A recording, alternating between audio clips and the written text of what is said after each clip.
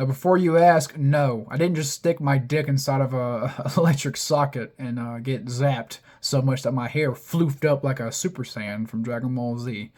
No, I just got out the shower and I had to wash my greasy ass for once in my life so I can sit down and tell you guys a story. And the story today is about how I miss video game manuals. Yes, I think video game manuals are a really cool thing, and I want them to come back, even though I don't think they're going to. Because as of recently, video games really love to save resources, even though they're already saving most resources by selling them digitally. So when you make a physical copy of the game, the bare minimum that you could do is at least put some more effort into the boxes. But it feels like nowadays everything is so sanitized, it's so corporate, it's so just ugh. But I'm gonna talk about something cool, okay? So about a month ago, I want to say it was around the time before Sonic Racing Crossroads was coming out, and I heard mixed things about this game. I bought it eventually. I've been playing it on stream. If you check my streams, twitch.tv/Mr. Tickles.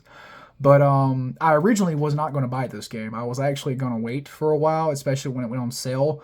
But I eventually caved in and I bought it. And I'm going to say this right out the gate. Do not buy this game for full price. It is not worth full price. And damn sure do not buy the Season Pass Digital Deluxe Butt Blaster Extreme Edition. No.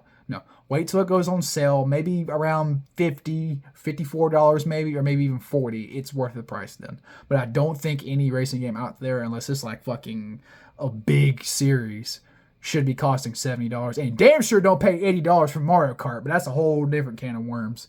So to celebrate this game's release, I had my friend over here at the house, and we were playing Sonic Riders, the first Sonic racing game, if you don't include the shitty ones that came out in the 90s. We were playing Sonic Riders on the PS2. And as we were playing the game, we were having a good time. We were switching the camera, we were switching the controller back and forth. Old school shit. Shit that we did when we were kids. Even though we're adults now, we were doing the same thing. And we were playing through the campaign. And we got near the end of the story, and we could not beat this one level for shit. I mean, we got our asses stoop. We could not beat this level for shit. And it was because we were missing mechanics.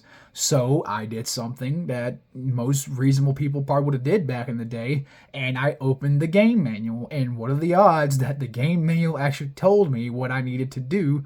We found out the secret mechanic because the game wasn't designed well enough to fucking teach you that in the first place, but that's whatever.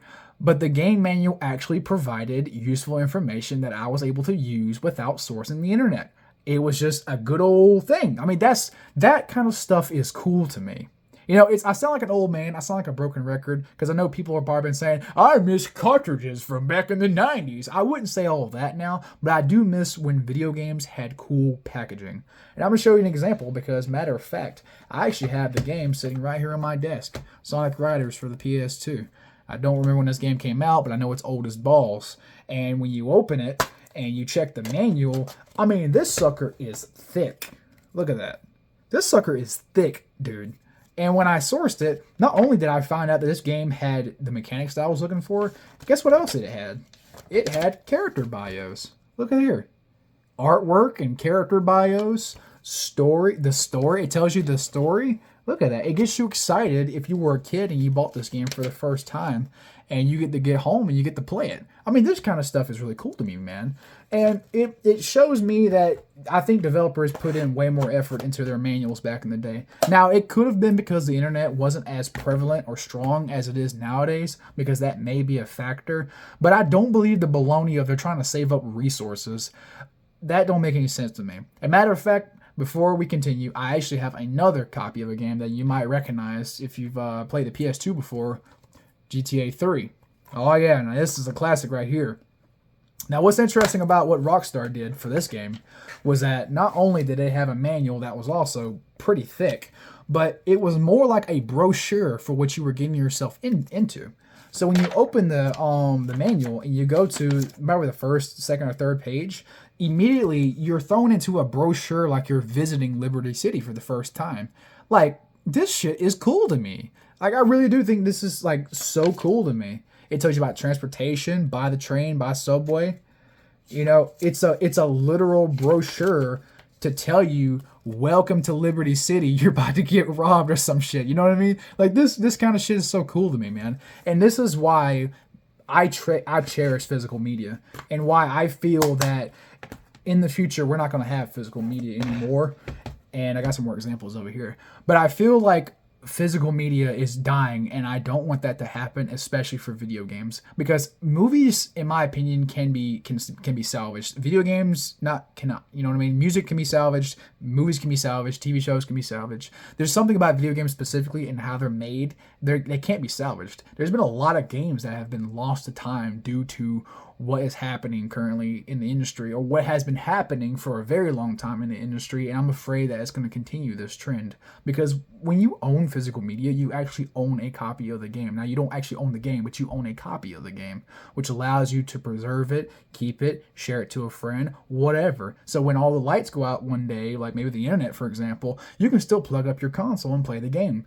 That is important to me. It's actually the only reason why I'm still playing on a console to this day.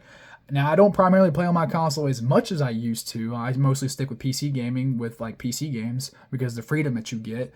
But having that physical media means something to me, and it means a lot to other people. So I hope companies and developers realize this, and that we don't lose access to physical media, at least within the next 20 years. Let me be old and decrepit and mad at the world before you decide to take away physical media, because I'm going to be blowed by then. Now, there's probably some even older farts out there that remember cartridges, or, I can't even, my brain is blowing right now. I do most of these videos in one take without editing, because I record from my phone. I actually don't record from my webcam. I need to get a better camera, but that's beside the point. Now, before we continue the conversation, I also have some more examples. I have a PS4 game here, aka Mortal Kombat X. People probably are pretty familiar with this game. Well, I actually discovered that this game, when I opened the case, actually does come with a manual. It does come with a manual, but the manual doesn't really show anything. I mean, it's just see important health and safety warnings in the system settings menu. See my point? It's becoming more sanitized and corporate. And I've even seen some games come with advertisements for other games, and that's it. Or even at least a link to the digital manual. And that's exactly what the most recent Sonic Racing game, just to compare the two. One's a 2025 video game, and the other one's a 2006, I think, game. Something like that. But when you open this game, no cool artwork on the inside. You do get the season pass advertisement, because, don't forget to buy our $30 DLC. Don't forget about this, the $30 DLC. And then you get an advertisement for Sonic Forces Mobile and Sonic Rumble. Anybody? Just saying. I mean, some pretty cool stuff right here, ain't it? As you can see, it is a little bit disappointing that game packaging has become less and less cool, unless you buy the digital deluxe, super duper deluxe ass blaster, fiddle your balls edition. It's coming to a point where it's kind of bland. Yeah. And I know some games even come without the full disc installed on it. I haven't seen that physically yet. I've seen people cover it on different websites, but I haven't seen a physical copy of a game not have the full game installed on the disc. But man, these are sad times, and I've been reminiscing recently on how good gaming used to be. I've been playing a lot of old games. I've been buying old games on Amazon and enjoying them on my classic PS2, which I'm glad still works, because man, shit, modern day gaming is kind of going down the hill, man. Nothing really interests me anymore.